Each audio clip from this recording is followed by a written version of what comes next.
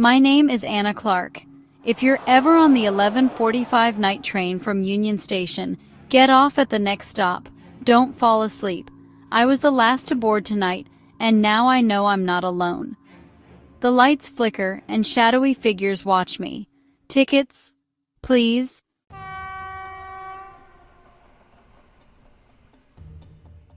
I tried to get off at Crestwood, but the train never stopped. Panic set in as I realized I was on a decommissioned line. Across from me, a man stared, smiling too wide, teeth overlapping. The door rattled, whispers grew louder. I think they just want my ticket.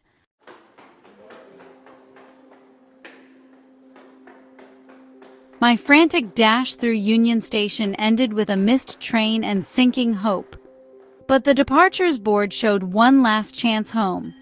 The vintage train felt like a miracle.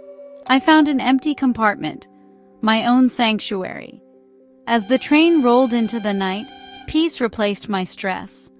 I closed my eyes, grateful for this unexpected gift of solitude.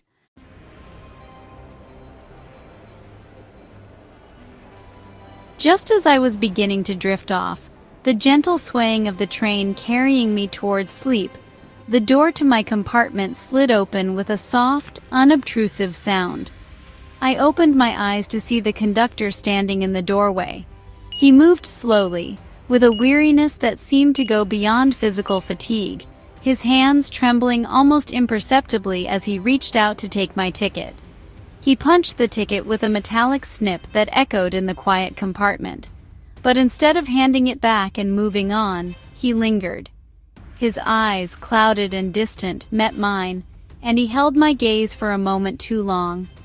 There was something in his expression, a mixture of pity and a deep, unsettling fear, that made the hairs on my arms stand up. "That's your stop. Don't you get off before then. No matter what you hear, no matter who you see." I stared at him, unsure of how to respond. Was this some kind of joke? A strange attempt at humor from a tired old man? He leaned in a little closer, his voice dropping to a conspiratorial whisper. "And if you see a man in a gray suit, don't make eye contact. Just look away. He's a regular on this run. He collects companions for the long ride." The phrase sent a shiver down my spine, its meaning obscure but deeply menacing. Without another word, he backed out of the compartment and slid the door shut with a heavy, final-sounding thud. I was left alone again, the silence of the compartment now feeling less peaceful and more unnerving. His cryptic warning had planted a seed of unease, tainting the perfect solitude I had been enjoying just moments before. I tried to dismiss the conductor's strange words. He collects companions for the long ride. But as the train sped through the darkness, isolation pressed in. My phone had no service. I pulled my jacket tighter, trying to sleep, but dread lingered. The false sense of safety was already beginning to crumble.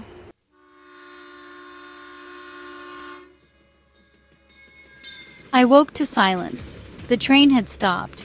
The rhythmic rumble was gone, replaced by an eerie stillness.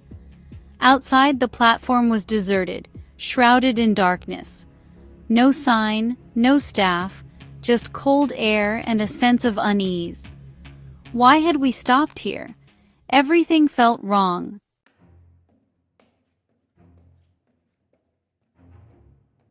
That's when I saw him. My eyes scanned the length of the train visible from my window, and they landed on the compartment directly across the narrow corridor from my own. I hadn't noticed anyone in there before. I would have sworn it was empty. But a man was sitting there now. He was dressed in an impeccably tailored gray suit, the fabric looking crisp and expensive even in the dim, flickering light. He was sitting perfectly upright, his posture rigid and unnatural, and he was staring directly at me. There was no pretense, no subtle glance. His gaze was fixed, intense, and utterly unnerving. A wide, placid smile was stretched across his face. It was a smile that did not reach his eyes, which were dark, empty pools. But the smile itself was the most horrifying part. It was too wide, stretching his lips into a grotesque, unnatural curve. And it revealed a mouthful of crowded, needle-like teeth. They were not human teeth. They were too many, overlapping one another, filed to sharp points that gleamed wetly in the faint light. He just sat there, perfectly still, that terrible smile locked in place. He didn't blink. He didn't breathe. He was a portrait of patient, predatory malice. My blood ran cold. The conductor's words crashed back into my consciousness with the force of a physical blow. If you see a man in a gray suit, don't make eye contact. I had already failed. My heart hammered against my ribs, a frantic drumbeat in the suffocating silence. I couldn't tear my eyes away from him, trapped by his unblinking stare and that horrifying tooth-filled grin. It felt like he was looking right through me, into the deepest, most terrified corners of my soul. He knew I was scared. He was feeding on it. The air felt thick, heavy, and difficult to breathe. Panic finally broke the spell. With a strangled gasp, I scrambled away from the window, fumbling with the small latch for the blinds. My fingers felt clumsy and numb, shaking so badly I could barely work the mechanism. I just needed to shut him out, to put a barrier between myself and that awful smiling face. Finally, the blind clicked into place, snapping down and covering the window, plunging my compartment into near-total darkness. I pressed myself into the corner of my seat, my chest heaving, listening to the frantic pounding of my own heart. He was out there. The man from the conductor's warning was real.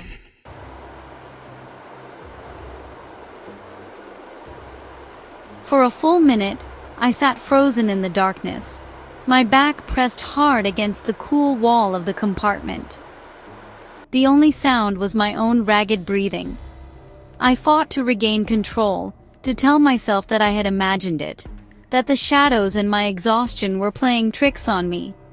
But the image of his smile, of those countless, needle-sharp teeth, was burned into my mind.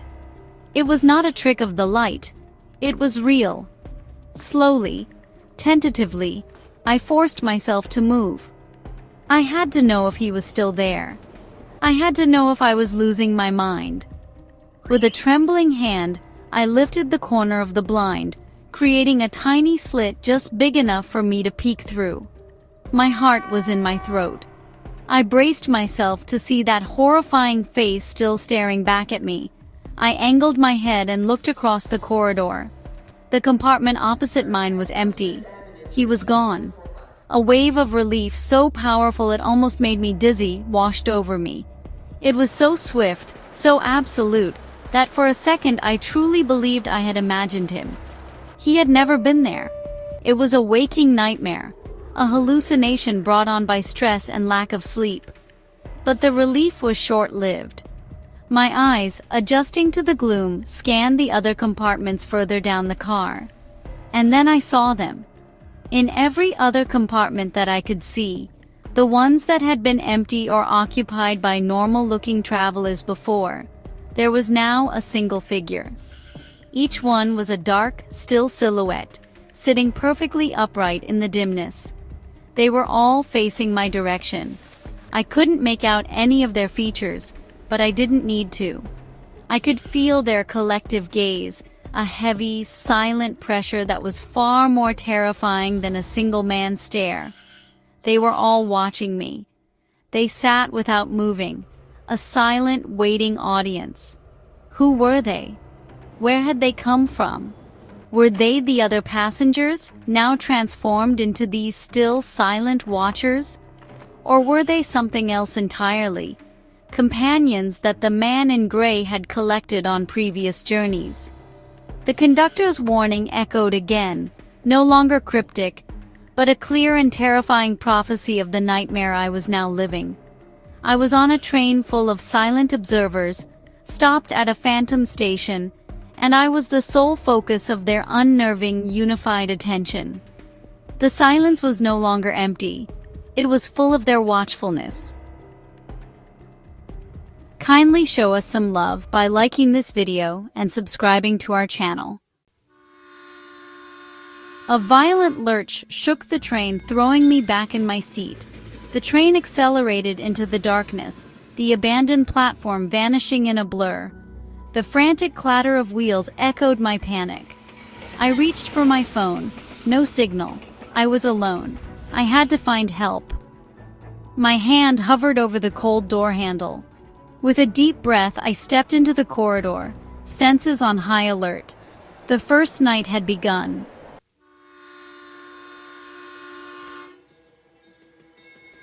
The corridor was ice cold. Each step echoed in the darkness, lights flickering above. Shadows moved behind compartment doors, heads turning in eerie synchrony. Suddenly, the lights died. When they returned, the man in the gray suit stood before me, his smile impossibly wide, eyes unblinking, the scent of grave dust thick in the air.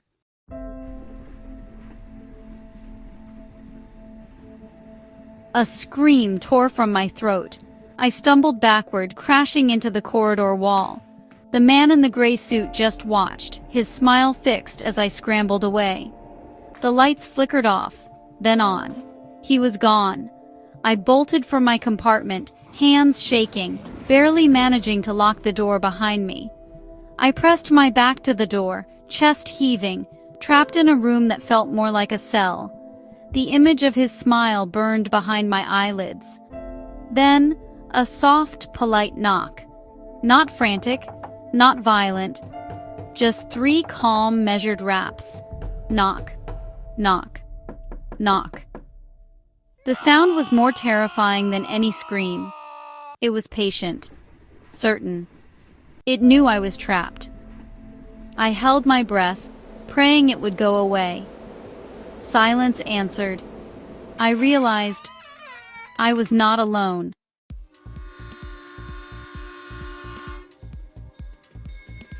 The train wasn't stopping. We should have reached Maple Creek by now. I pressed my face to the window, nothing but darkness outside. The train sped up, vibrations rattling the floor, wind howling. We blew past Maple Creek Station, a blur in the night. Panic set in. This train wasn't following any route I knew. I lunged for the emergency brake, smashed the glass, yanked the handle. Nothing. It was a prop. A cruel joke. The doors were locked. The train accelerated into endless night. I was trapped in a moving cage, destination unknown. I backed away, laughter bubbling up, realizing the train was a trap all along. I had fallen for it. There was no escape. Kindly show us some love by liking this video and subscribing to our channel. The real siege began. My compartment light faded to a ghostly glow. The air thickened with the stench of decay. The intercom crackled. Check, check, tickets. Doors slid open down the corridor. Footsteps gathered outside mine. The silent watchers were coming. I shoved my suitcase against the door, a useless barricade. Whispers seeped from the walls. Room for one more. She has a ticket. It's a long way to the end of the line. The voices overlapped, clawing at my sanity. I pressed into the corner, heart pounding. The door rattled. The whispers grew louder. My sanctuary was shrinking. The siege was relentless. I was their destination. There was nowhere left to hide.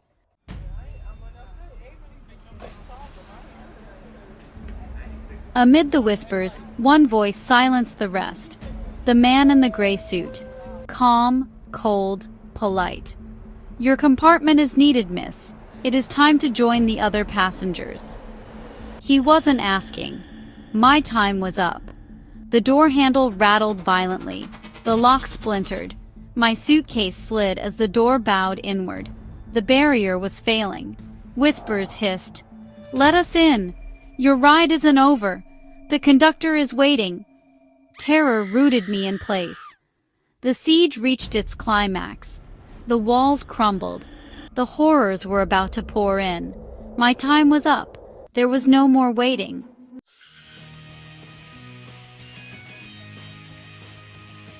The door splintered. I had seconds. Survival instinct took over. I grabbed the emergency window hammer. I struck the window. It didn't crack, not even a scratch. The window was part of the trap. The door groaned, lock shattering, hands reaching in. No time. No escape through the window. I had to run. Forward. To the engine. To the conductor. To anything. Staying meant certain doom. As hands clawed through the gap, I burst out, shoving past the broken door into the corridor. I sprinted, adrenaline surging, past empty compartments. The watchers had converged on my room. The path ahead was clear. My only goal, the door to the dining car. Whatever lay beyond, it was my only chance.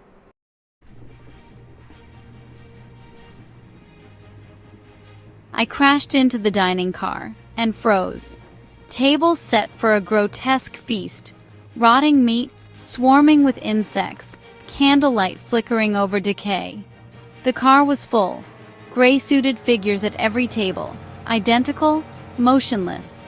Their heads turned in unison, empty eyes fixed on me. A low whisper filled the air, like wind in a graveyard. They weren't eating, they were waiting. One figure rose, blocking my path, moving with puppet-like stiffness. It raised a hand, commanding me to stop. Its mouth opened, and opened, and opened, jaw unhinged, revealing a black, toothless maw, an abyss. Light and sound vanished into that void. I couldn't breathe, couldn't scream. I could only stare as it prepared to consume me.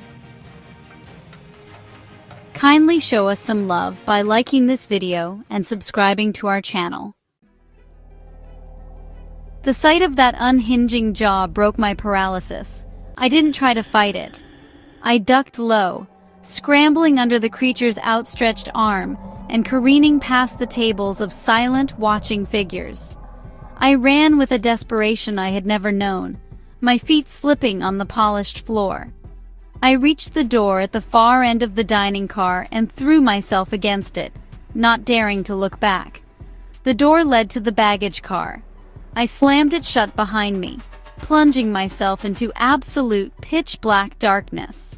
The air was freezing, a damp, metallic cold that bit at my exposed skin and made my teeth chatter. It was blacker than anything I had ever experienced. I fumbled for my phone, my hands shaking uncontrollably. For a moment, I thought the battery had died, but then the flashlight flickered on, its beam cutting a weak, trembling circle in the oppressive darkness. The light illuminated stacks of old-fashioned steamer trunks, piled high to the ceiling. They were covered in dust and cobwebs, relics from a bygone era of travel. The silence in here was different. It was a dead, muffled silence, the kind you find deep underground. The only sound was my own frantic, gasping breath, echoing in the confined space. My shaky beam of light moved across the stacks of luggage, and then it fell upon something that made my blood freeze. One of the trunks, a large, dark leather one, was lying open on the floor. It was different from the others. It looked newer. Inside, nestled among moth-eaten clothes and yellowed newspapers, was a skeleton. It was curled in a fetal position, its bones brittle and brown with age. But it was wearing a modern-day conductor's jacket, the fabric torn and stained but still recognizable. In its bony, skeletal hand, it still clutched a metal ticket punch, held in a grip that had defied death itself. It was him. It was the conductor who had warned me, the man whose weary eyes had held such deep, profound fear. He hadn't vanished down the corridor. He had ended up here, another piece of forgotten luggage on this ghost train. His warning had not been a strange eccentricity. It had been his last desperate act of humanity before he too was collected. He had retired, as the man in gray would later say. Seeing him there, I knew with chilling certainty that this train didn't just collect companions, it collected crew. It was always in need of new staff for its endless final journey.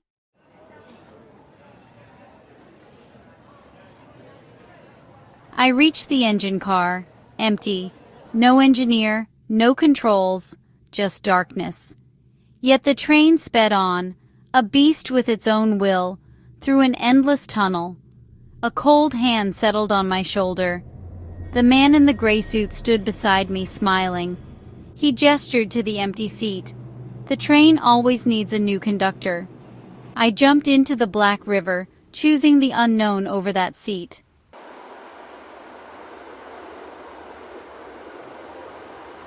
They think I'm traumatized, haunted by a story. But I know the truth. The train is still out there, running on ghost tracks, waiting for me. My ticket was punched that night. I just got off at an unscheduled stop. I am a permanent passenger now, living on borrowed time, waiting for the train to return.